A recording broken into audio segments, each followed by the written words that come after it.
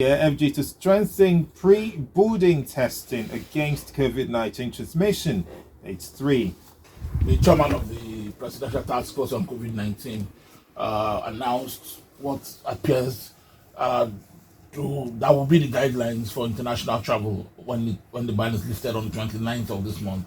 And they're very stringent, very stringent. You have to arrive, if I have to submit your passport days before, you have to have a very recent COVID-19 screening test, a specified one, the PCR, not the test kit own, proper one. And then you have to arrive at the airport very long time before you fly.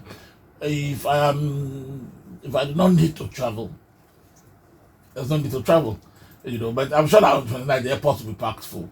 But the conditions are very stringent, and I think that's the best way. And even if you arrive from abroad, you still undergo the mandatory quarantine.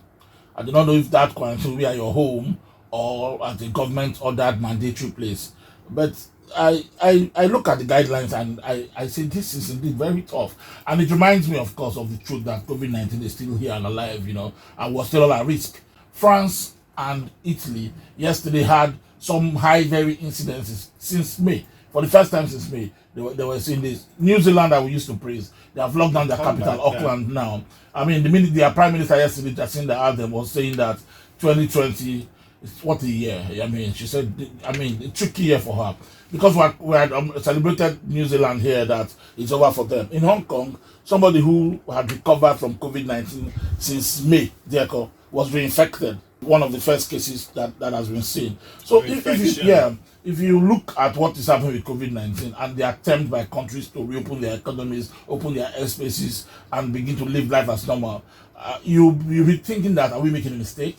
But again, experts have said that this will not go away soon. We need to preserve livelihoods as we save lives. So I think that is the option the countries are taking. For instance, the Prime Minister of the UK is saying that there's no need to still keep children at home, that any moment from now, children will have to return to school. Our Education Minister promised yesterday that any moment from now, higher institutions will reopen.